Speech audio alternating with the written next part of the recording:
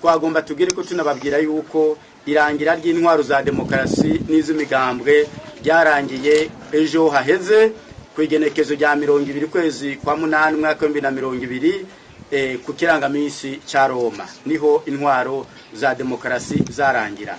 Murashobora kubaza muti none ko zarangiye ariko tukabona ubu butegetsi buguma butwara. Ico twobishura kuri ico twagomba tubabwire ngo abasomyi b'igitabo cy'ijambo arico kivyagezwe murazi inkuru z'umugabo yitwa Ishibosheti n'uwitwa Adoniya. Abo nta sezerano bari bafise ry'uhoraho ariko baragerageje kuyimika. Ishibosheti aragerageza kuyimika mu gishingo cha Dawidi kugira ngo aburize mu isezerano ariko ntivyamwereye. Nuko na Adoniya yaragerageje kuyimika mu gishingo cha Salomo umuhungu wa Dawidi ariko nabo nyene ntivyamwereye. Rero shagaseseshwa rumuri na Ndayishimiye Evariste yaragerageje kuyimika kandi asa n'ubishoboye ariko nibigiye kumwerera kuko urupfu Sawuli yapfuye nawe niko rumuhitanye. Murakoze rero ababangirije amasezerano abizeye uhoraho bakitondera ibyagezwe vyiwe abubaha uhoraho bagahindishwa agashitsi n'ijambo ryiwe.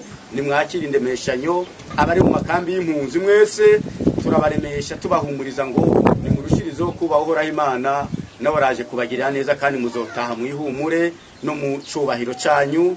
Abagore mu mabere atandukanye namwe bakaba barakiriye agakiza bakitondera ibyagezwe n'ubutegetsi bw'uhoraho Imana bakaba bangirije isezerano mwese turabaremesheje tubahumuriza ko mugiye kugururirwa ndetse n'abari mu bibazo bitandukanye ivy'ingwara n'ubukene mwese turabaremesheje turabahumurije kuko vuba cyane tugiye kwinjira igihugu cy'amata n'ubuki ndetse no munsi tukirimwo hakabasigaye yuko ibisagara byo muri ico gihugu tuvyegurirwa yeriko cyagihome ari kibanje gusenyuka. Uno munsi rero dushagaje inyuma yeriko turindire yuko ico gihome gisenyuka kandi vuba cyane kirasenyutse. Ari cyo gituma mubona ijoro ryo kuri wa kabiri ku mutumba wa Karonke muri zone Minago komine n'intara Rumonge aho bariko barasengerwa n'uwitwa Rambere Muhimundu yita umwami wabo. Amakuru ava aho mu Minago aho bafatiwe avuga ko batatu bagizwe n'imbukira za zone Minago 16 nabo bava handi. Muri abo harimo abigeme n'umukenyezi y'ibungenze afise n'umwana akiri muto. Elia Rusoya arongoye zone ya Minago aremeza ayo makuru aharavuga ingene byagenze kugira bahagarikwe. Uko mwabibonye ku marezo sosiyo natwe twabibonye ku marezo sosiyo hanyuma uga mu nyuma twe twaciye tuvuga tuti ibintu ko maze kubona biboneka ko giye bibonetse uko twaciye dufata ingingo ejo ku munsi wa kabiri uheze twaciye twishikira ku mutumba wa Karonke hanyuma no twaje tubona n'umukuru w'umutumba carambwira ati hari ibintu biriko biravugwa mu marezo sosiyo kandi ibyo bintu ndiko ndaraba hariho amakuru mfise avuga yuko hariho umuntu yoba yigize umwami tuca turahana ivy'imvira tubona yuko aho hantu hari agashengero katazwi n'umuntu mukuru tufise yazava mu Kabezi ashashikira kuri agashengero kari ku mutumba wa Karonke ku cimbere ka Rwamo. Rero ku munsi w'Imana niho bamwimika ko ari umwami. Tumaze kuvyumva rero yimishwe nabo basenga hamwe. Uwarongoye zone Minago aratera ibyatsi iyo ngeso akavuga ko abantu botekana bakamenya ko ingoma ya cami itakibaho mu Burundi. Abantu nk'abo turazi yuko ingoma ya cami itakibaho byaragiye. Uyu muntu avyitirira no kuvuga yuko abantu bakimuyoboka ntibavye guje mu bazibuntu bareke kujujuta bahindwa n'abantu. Twaravuye mu ngoma za cami twaza muri Republika aho turi mu ntwaro rusange intwaro ya demokarasi. Abo bantu uko ari 19 bakaba bari mu minwe y'igipolisi mu Rumonge kuva mu gatondo ko kuri wa gatatu n'ibikoresho bafatanywe bigizwe n'ingoma, ibimito, amakanzu bambara mu gusenga n'intebe uwo yita umwami yahora yicarako. Urakenuye Frank barandereka kuri ayo makuru ajanye n'umutekano washoboye kurwegeraniriza muri zone Minago yo muri komine Rumonge. Ijambo rishikirijwe n'umwami w'ubukiriro.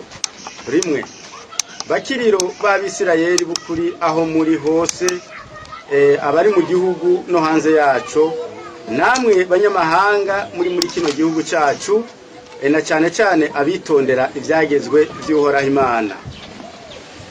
Kabiri banje kubaramusa amahoro y'uhoraho abane namwe mwese aho muri, kandi tubifurije ko agakiza k'amaraso y'umwana w'Imana nzima ko babera inzira y'ukuri n'ubugingo aho muja hose n'ivyo mukora byose.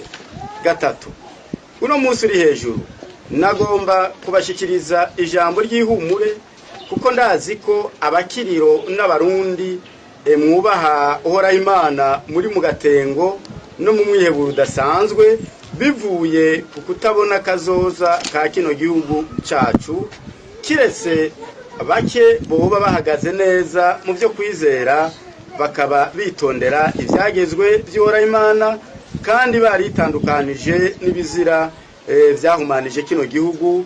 Abo bonyene nibo bashobora kuba bazi aho ibintu bigeze nuko bigiye kugenda. Kane, ibijanye no gutabara iki gihugu uhoraho Imana yarabirangije, ubu bigeze ku musozo. Niyo mpamvu tugenda tubereka ibintu aho bigeze, kugira ngo abafise ukwizera mukomere ntimunyiganyige, kandi kugira ngo abazi icyo uhoraho Imana yavuze kuri kino gihugu barushirizeho kumwizera, kuko atayaga amasigara cyicaro. Gatanu, icyo twoshimikira ko cyane nuko ibi byose tubereka cyane ibi byose tugenda tubabwira duhereye kuyimikwa ry'umwami kugeza kubiriko biba uyu munsi, ndetse tutibagiye ibyo duheruka kubereka iby'isandugu y'isezerano n'ibindi byose tugenda tubereka.